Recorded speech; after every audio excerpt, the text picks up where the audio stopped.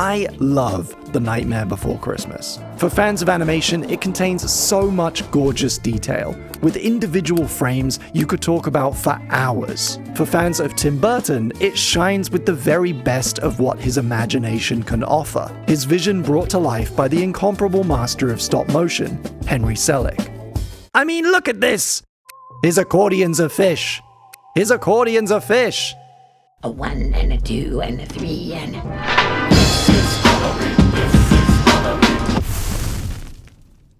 Hi, and welcome to This Is Halloween, a new series all about Tim Burton and Henry Selick's holiday masterpiece, The Nightmare Before Christmas. Over the next few videos, I'm going to discuss this film in extensive detail, its history and development, its unique position within the industry, and the qualities that keep us coming back to it year after year.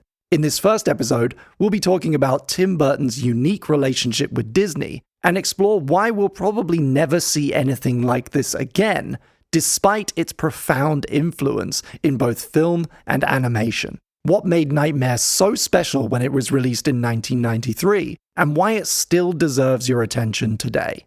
But first, let me give you a little bit of info about the series and a quick overview of the film itself.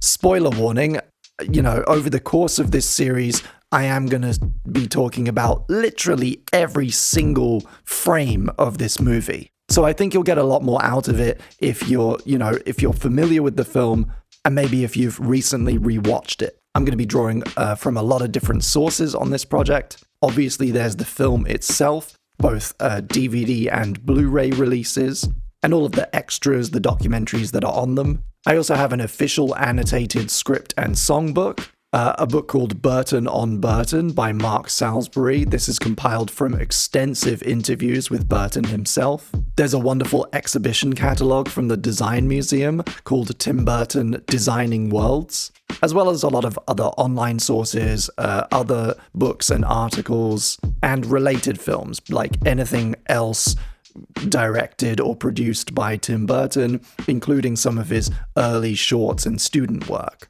And this series was co-developed by my friend David Head, with whom I've shared the research and the writing. So, this is a 1993 musical stop-motion animated feature directed by Henry Selick, based on a story and characters by Tim Burton, officially credited as being adapted by Michael McDowell and Caroline Thompson. It stars Chris Sarandon, who provides the main character's speaking voice, Danny Elfman as his singing voice, who also composed the score and the songs, as well as Catherine O'Hara, William Hickey, Glenn Shaddix, Ken Page, and Paul Rubens. The film opens on a poem narrated by Santa Claus, as we travel over a series of festive-themed doors, coming to rest on a pumpkin-shaped one, leading to Halloween Town. The story follows its leader, Jack the Pumpkin King, who finds himself in a rut, bored of the same old festivities and dreaming of something new. We're also introduced to a cast of characters from Halloween Town, most notably the mayor, a clumsy, nervous politician who literally has two faces, and Sally, a shy woman built out of loads of different pieces by a vain, mad scientist. We're also treated to a small glimpse of Oogie Boogie, who will turn up later. Jack is clearly loved and respected by everyone in town, but he's restless. He's joined in the graveyard by Zero, his ghost dog, as he sings a sad song about his conflicted feelings. When Jack doesn't return by morning, the mayor starts to freak out, and Jack finds himself in a distant area of the woods, discovering the different seasonal doors. He falls through the one shaped like a fir tree and finds himself in Christmas Town, surrounded by completely new and exciting things that blow his mind. Jack calls a town meeting to explain Christmas to his friends, but they don't understand. Ever the showman, Jack caves. I may as well give them what they want. Spinning the incredible tale of Sandy Claus, a big red violent lobster man he saw on the other side of the portal. He embarks on research into Christmas, borrowing equipment from Finkelstein in order to conduct experiments. Interesting reaction. But what does it mean? After sneaking out to take Jack a care package, Sally has a vision of Christmas up in flames. Jack decides Halloween Town will throw their own Christmas. Eureka! He enlists Lock, Shock, and Barrel, 3 young trick-or-treaters, to go and kidnap Sandy Claus from Christmas Town. These guys are also lackeys of Oogie Boogie, who overhears their singing and hatches his own plan. Sally tries to warn Jack, then she tries to interrupt the proceedings with thick fog. But Zero, with his glowing nose, takes place at the front of the group just like Rudolph. Sally gets a solo where she expresses her feelings for Jack, and Jack sets about taking presents to kids in the real world, except they're all possessed or dangerous, causing complete chaos. He gets shot out of the sky and wakes up in a snowy graveyard. As he sings his final solo, he stops feeling sorry for himself and recognizes that this journey, in spite of its failure, brought him joy and renewed him creatively. I am the Pumpkin King! But to set things right, he has to confront Oogie Boogie and save Santa Claus. Following a colorful action sequence, Boogie is defeated, and Santa returns to fix the damage. In the final moments of the film, Santa flies over Halloween Town, causing it to snow, and Jack and Sally embrace under the moon. One of the wildest things about The Nightmare Before Christmas is that it is a Disney film, the first of only 3 fully stop-motion films released by Disney Feature Animation, the other 2 being James and the Giant Peach and Frankenweenie. Of those 3, it's the only musical, and all 3 of them involved Tim Burton in some way. In fact, Tim Burton's brand, his kind of visual identity, which we're going to talk a lot about, is almost overpowering.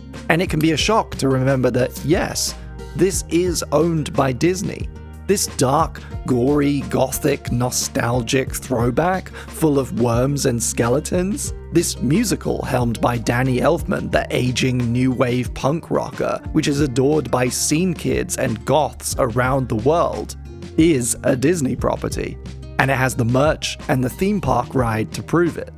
Now, it isn't quite that simple, of course, and we're going to get into it. The Nightmare Before Christmas was actually originally distributed through Touchstone, which at the time was a different company owned by Disney. They used it to publish their live action and more like adult-oriented movies. But after its success, it was re-released carrying the Walt Disney Pictures brand, and accepted into what feels like official Disney canon. While on one hand, this might undermine some of what I'm saying, at the same time, it's the only animated feature this has ever happened to, which again, makes it unique. What does it mean? What does it mean? Let's talk about Burton's history with Disney, because it's really involved and super fascinating. In 1976, at the age of 18, Tim Burton submitted a children's book to Walt Disney Productions, which he had written and illustrated. It was called The Giant Slig, and was heavily inspired by Dr. Seuss. In fact, it was deemed by Disney staff to be too derivative of Seuss to be considered, although they did enjoy it. Burton studied animation at CalArts, the school founded by Roy and Walt Disney, and soon after was hired as an animation intern based on the standard of his student film, Stalk of the Celery Monster. He soon began working as an artist on in-betweens, basically filling in character animation between what are known as keyframes, or keys. But so the story goes, he never quite fit in, and his personal style often clashed with the Disney vibe. He worked on The Fox and the Hound, released in 1981, and he also worked on Black Cauldron, contributing a lot of early concept art that ultimately wasn't used. In 1982, they commissioned a 5-minute stop-motion test for Burton's short film Vincent, which he based on a poem he'd written. For a boy his age, he's considerate and nice, but he wants to be just like Vincent Price. It was intended as a double feature with the 1984 re-release of Pinocchio, but Disney execs felt the ending was too depressing. He refused to change it, so it wasn't used for the double feature, though it did receive some awards. Then Disney commissioned the short film Frankenweenie to fill that slot, but this didn't go to plan either. The MPAA gave the film a PG classification, which meant it couldn't be released alongside a U-rated movie. Although it should be pointed out, Pinocchio is weird as fuck sometimes, and definitely contains some really creepy imagery. But there was nothing to be done about it, so Disney mothballed Frankenweenie and fired Burton for wasting resources. Somewhere in between all this, whilst at Disney, Burton authored a poem and a series of sketches that would eventually become The Nightmare Before Christmas. But in this instance, Disney refused to develop it further because, again, they felt it was too dark. After leaving Disney, Tim Burton directed a series of hits for Warner Brothers, starting with Paul Reubens' Pee Wee Herman film, released in 1985, then Beetlejuice in 1988, and Batman in 1989. He returned to Disney, in his own telling, to see if he could get the rights to Nightmare back and make it himself. But this time, now that he was a successful director, they offered to make it with him. Except, of course, for those of you keeping track, Tim Burton isn't actually the director of Nightmare Before Christmas. Yet another detail that makes it special. Nightmare was directed by Henry Selick, and marks a significant milestone in his career, as well as the start of a fruitful creative partnership.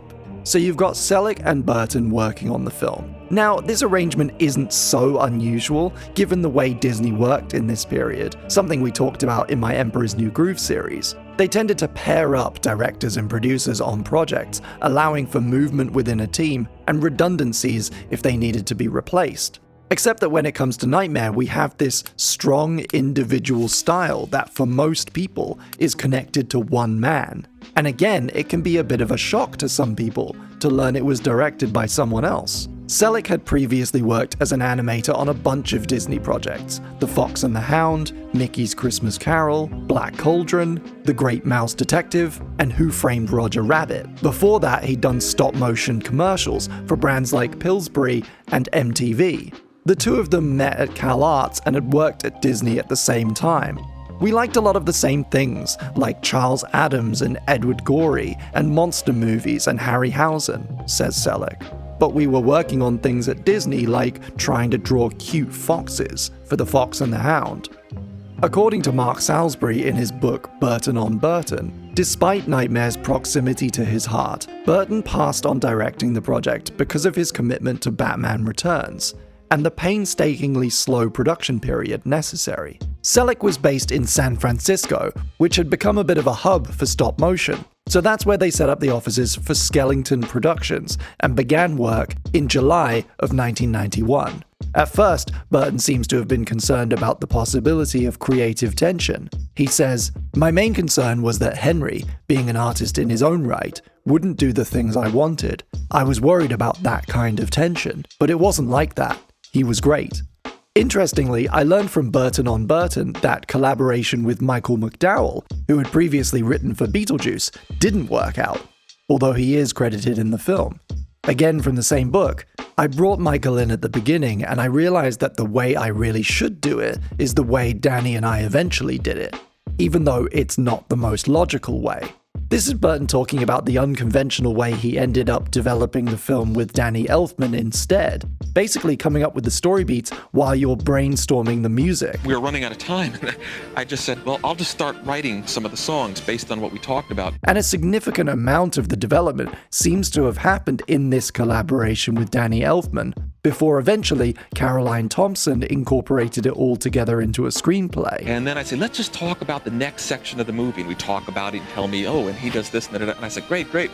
And as soon as he left, I'd immediately go and start writing that next song. So, as is often the case with truly standout movies like this, we find it was the result of a really unusual creative process. A poem and a handful of drawings, locked in a Disney vault for years, developed and abandoned, shopped around and abandoned again, developing with one collaborator but hitting a wall, finding its feet in a kind of exploratory way with music and lyrics, and a different collaborator who totally gets what you're trying to do, then handed to a director you trust completely. So while it is Tim Burton's The Nightmare Before Christmas, it's important to remember this film belongs to all the creative minds who worked on it, with the most substantial contributions after Burton coming from Henry Selick and Danny Elfman. Nightmare is also unique in terms of what it represents in the history of animation. It was the first fully stop-motion animated feature produced by a major Hollywood studio, and the first of its kind to receive a wide US theatrical release. At 76 minutes, it wasn't the longest stop-motion feature at the time, but it was the most ambitious US stop-motion production to date. The whole film was animated on ones, which is intense. Basically meaning that each of the 24 frames that make up 1 second in this film was individually posed and photographed. For those of you who aren't as familiar with animation, at the time the closest comparison for this kind of work would be Aardman's Wallace and Gromit being made over here in the UK. And Aardman were almost always animating on 2s, which means each pose would last for 2 frames, effectively meaning that the characters within the scene are moving at 12 frames per second instead of 24. We're so used to this kind of look that we don't really question it. In fact, varied and limited frame rates are often used in modern computer animation to evoke a traditional feel. But Selick wanted to push the medium, and Disney, they are interested in bringing stop motion as close as possible to the fluid, lifelike motion that was synonymous with their brand. The exhibition book Designing Worlds also suggests that Burton's background as an in-between artist in those early years at Disney may have compounded this attention to detail. The result is an animated feature that sits almost unrivaled in its field, using physical puppets and models and armatures, where each frame is shot bespoke, leading to fluid, organic movement and heightened drama. In this way, I feel like Nightmare kind of exists at the peak of this kind of moment in cinematic animation, right? It's on the cusp of digital techniques coming in. It is not devoid of digital techniques. We're going to get into all of this in a later episode. We're dealing with programmable robot cameras, we're dealing with digital compositing, there's 2D, there's 3D. It's meeting at this crossroads, and it kind of represents the pinnacle of a particular period in animation. There are things that look like this that came later that use more digital techniques. There are the kind of entirely stop-motion films that came before this that were its inspiration. You can find modern equivalents that tick some of these boxes, but as far as I've seen, you can never tick all of them. And his accordion is a fish! Did I mention that his accordion is a fish?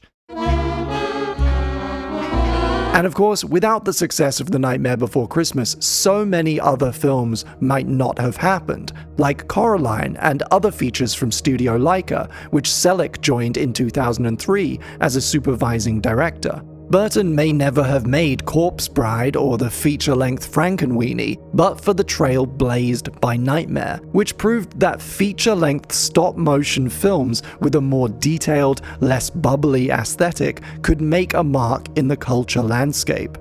The Nightmare Before Christmas itself has stood the test of time and become the very thing it was inspired by, a holiday classic that feels evergreen and instantly accessible. Something you can watch year in, year out at any stage of life. A film you can easily see being a seasonal ritual for many families. Nightmare remains a singular anomaly, and one that can teach us a great deal about storytelling, design, and collaboration. Over the next few videos, we're going to discuss The Nightmare Before Christmas in unprecedented detail, starting in the next episode with a dive into the incredible design language employed throughout the film. I hope you'll subscribe and come along for the ride.